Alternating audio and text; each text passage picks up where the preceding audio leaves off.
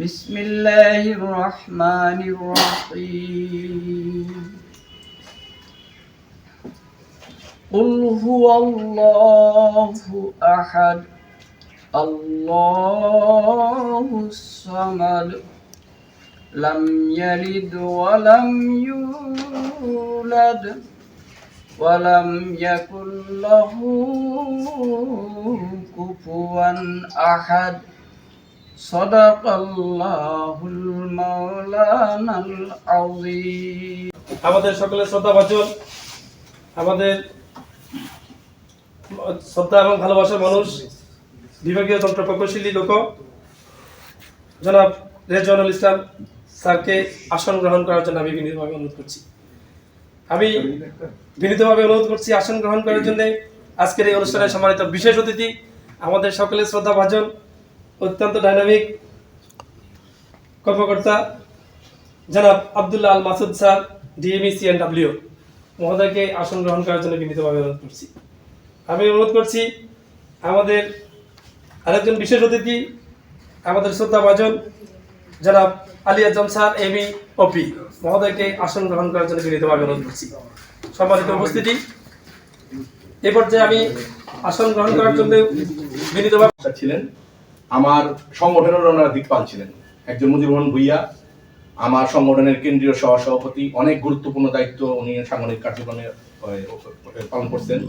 পাশাপাশি আছেন আমাদের মির্জা মোহাম্মদ শাহেদ আলী ভাই, আমাদের সংগঠনের কেন্দ্রীয় যুগ্ম সাধারণ সম্পাদক। ওনাদের আর সামনে আমাদের উপস্থিত আমাদের কেন্দ্রীয় নেতা আরো আছেন, আমাদের মীর এবিএম শফিকুল আলম সহ আমাদের অন্যান্য শাখা এবং কেন্দ্রের নেতৃবৃন্দ আছেন, আবার লোকসেটের কর্মচারীরা আছেন। এটা এই বিদায় সম্মানটা আমার কর্মজীবনের একটা পাওনার মতো প্রাপ্য। এই প্রাপ্যটার উদ্যোগ নেওয়ায় আমি প্রথমেই এলসিএলআর মহোদয়কে ধন্যবাদ জানাকে সম্মান জানানো হয়। এটা মনে হয় আমাদের পারিবারিক এবং সামাজিকভাবেও একটা মর্যাদা বৃদ্ধির আছে। তো আমি স্যারদের যারা আছেন সহ যারা আমাদের উদ্যোক্তা তাদের দৃষ্টি আকর্ষণ করবো এরপরে থেকে যাতে আমাদের ওই দিনে আমরা এই আয়োজনটা করতে পারি। পাশাপাশি আবার আমি আমাদের বিদায় অতিথিদেরকে আমার সংগঠনের পক্ষ থেকে বাংলাদেশের ইসলাম শ্রমিক কর্মচারী ইউনিয়নের পক্ষ থেকে আবার তার অবসর জীবন সুখের আনন্দময় হোক এই প্রত্যাশা রেখে আমি আমার বক্তব্য শেষ করছি। ধন্যবাদ। এবং বিশেষ করে স্যারদের প্রতি অন্তরস্থল থেকে কৃতজ্ঞতা প্রকাশ করতেছি যে আজকে উপস্থিত থেকে যে আমাকে ধন্য করছেন এবং এই অনুষ্ঠানটা সুন্দরভাবে সুসম্পন্ন হয়েছে বলে আমি আমার ব্যক্তিগতভাবে বা আমার মন থেকে আশা করতেছি বা হয়েছে বলে এইভাবে ধরে নিলাম। তো যাই হোক, আজকে সবার প্রতি কৃতজ্ঞতা প্রকাশ করি যারা আপনারা উপস্থিত হয়েছেন, অনেক সময় বিয়ে করে আমার মতো করে না বলি, তবে যারা বিদায় অতিথি ওদের কাছে আবারও পুনরায় ক্ষমা প্রার্থনা করে হয়তো ভুল ত্রুটির কারণে বা কথাবার্তার কারণে ভুল ত্রুটি হয়েছে বেশি। ঠিক আছে, স্যাররা খুবই খুশি মনে আছে। বার্ডেনের কারণে ধরেন সাবজেক্ট জানাইতে পারি না, আনতে পারি না, করতে পারি না, আসলে এরকম। তো এটা আমার আহ্বান থাকবে, এটা সাকসেসফুল করো আর কি ইনশাআল্লাহ। তো সবাইকে আবারও ধন্যবাদ, আর আমার যে আল্লাহ সাহেবকে ধন্যবাদ যে উনি প্রোগ্রামটা আয়োজন করছে আমাদের এই যে নাটকাটা থেকে বাঁচাইলেন। তো এই জন্য আপনাদের ধন্যবাদ। আর এই আমাদের বিদায়ী যে আমাদের কলিগরা আছেন, আপনাদের সুস্থতা কামনা করি, পরিবার নিয়ে ভালো থাকেন, নামাজ কালাম পড়েন বেশি বেশি, আমাদের জন্য দোয়া করবেন, আল্লাহর জন্য আমাদেরও ভালো রাখে। সবাইকে ধন্যবাদ। আসসালামু আলাইকুম।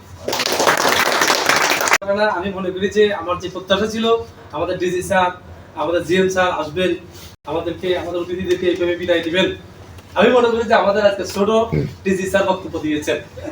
আমাদের যে স্যার বক্তব্য দিয়েছেন তিনি অবশ্যই ডিজি হবেন, এই স্যারেরাই ডিজি হবেন, এই স্যারেরাই সরকারের গুরুত্বপূর্ণ দায়িত্ব পালন করবেন। আমরা সেই প্রত্যাশা করি এবং সেই দোয়া করি স্যার অত্যন্ত সুন্দর এবং চমৎকার ভাবে আজকে যেই স্যারদের আসার কথা ছিল, থাকার কথা ছিল, সেই স্যারদের গ্যাপটা পূরণ করছেন স্যার আপনি এবং আপনারা সকলেই। স্যার মাননীয় বিভাগীয় যন্ত্র প্রকৌশলী লোক স্যার, আপনি স্যার এবং আমাদের এডিও অফিসার সহ সকলে আমরা স্যার আজকের এই অর্জন, আজকের এই কৃতিত্ব স্যার আপনাদেরকে ডেডিকেট করতেছি, ধন্যবাদ দিচ্ছি, কৃতজ্ঞতা জানাচ্ছি। আমরা আশা করবো স্যার আপনি যে প্রত্যাশা করেছেন সেই প্রত্যাশার যথাযথ ফলন যাতে আগামী দিনে ফলে সে প্রত্যাশা রাখছি। সম্মানিত উপস্থিতি, যদি আমার সময় না দেওয়া বা ইসে যদি কেউ কষ্ট পেয়ে থাকেন তাহলে আমি আন্তরিকভাবে দুঃখিত। এখানে আসলে আমার কিছু করার নেই, কারণ এইভাবে হঠাৎ করে একটা প্রোগ্রাম বা আগের থেকে আমি যদি ওইভাবে করতে পারতাম, আমার কথা যে প্রোগ্রাম পিছনে যাবে এটা আমি জানতাম না, হয়তো বা জানলে আমি ওইভাবে প্রোগ্রামটা অ্যারেঞ্জ করতাম। আর আরেকটা বড় বিষয় হচ্ছে যে এখন যেহেতু লোকোমোটিভের খুব ক্রাইসিস এবং সচিব মহোদয় আগামী কালকে আসবেন, উপদেষ্টা মহোদয় বিশেষ সহকারী আগামী পরশু আসবেন, আজকে একটা মিটিং সব স্যাররা ওয়েট করতেছে আমার জন্য। সাথে একমত। তবে রানিং এ কাজ করতে গিয়ে আমরা অনেক সময় অনেক বিপদের সম্মুখীন হই। আমার একটা 2004-5 ঘটনা, এই যে ফুজদারহাট পাহাড়তলি ম্যাগনাটে যাচ্ছি, পাথর মারছে, সে পাথর এখনো দাগসে যায় নাই। আমার অত গিয়ে মৃত্যুর আগ পর্যন্ত দেখা যাব না। 14 দিন আমি হাসপাতালে ছিলাম। ওই সময় এলেন তখন পরপরে মাইসালেম হয়ে গেছি। এই যে একটা ভয় আমার ভিতর ঢুকছে, মানে হরন দিতে যেন আমার কাছে ভয় লাগতো। হরন দিচ্ছি, আমি দেখতেছি পাথরটা অত নাক চোখ সরিয়ে যেতে পারতো, অত মৃত্যুবরণ করতে পারতো। ট্রেনিয়াম ইয়েতে ফেনি পর্যন্ত আমার এইভাবে ডাস্টার দিয়ে ধরছি, মনে করি দুটো ডাস্টার রক্তে ওখানে যাইয়া সিলাই করছি। তখন হাসান স্যার ছিলেন, তারপর ওখান থেকে যাক ওই মৃত্যু থেকে আমি ফিরে আসছি। এর পরবর্তীতে প্রশাসনের সহযোগিতা, আমার সংগঠনের সহযোগিতা একটা সুযোগ পেয়েছিলাম সৌদি আরব যাওয়ার একটা রেলওয়ে প্রজেক্টে। আমি 3 বছর কাজ করছি, তখন আমাদের মোহাম্মদ স্যার ছিলেন, তার সহযোগিতা এবং আমার সহযোগিতা নিয়ে একটা আমি 365 দিনের জন্য, আগামী 366 দিনের জন্য আমার চলার পথে পাতে হবে। তাই মাননীয় ডিএমই ক্যাডেট স্যার, ডিএমই লোক স্যার আজকে হয়তো বা এই জায়গায়, আজকে আমাদের এএমই স্যার হয়তো এই জায়গায়, কিন্তু আপনারা পদে পদে আর সামনের দিকে এগিয়ে যাবেন। সুতরাং আমাদের ইনচার্জ মহোদয়দের দিকে একটু ফাইন্যান্সিয়াল, এখানে স্যার অনেক রকমের অনেক সুবিধা, অনেক রকমের ডিএমই স্যারদের সুযোগ আছে স্যার। আমার রাহান স্যার বা একদিকে হলো গরিব, অন্যদিকে হলো ভদ্রতার শেষ নাই। আমার সহকর্মীদেরকে আমি গ্রহণ করছেন, বিদায় সম্বর্ধনা গ্রহণ করছেন জনাব আলী আজম স্যার। আমাদের সকলের সম্মান এবং শ্রদ্ধা।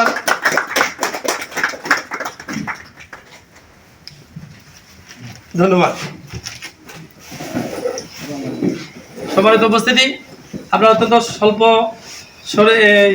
স্বল্প পরিসরে আমাদের এই অনুষ্ঠান আমরা শেষ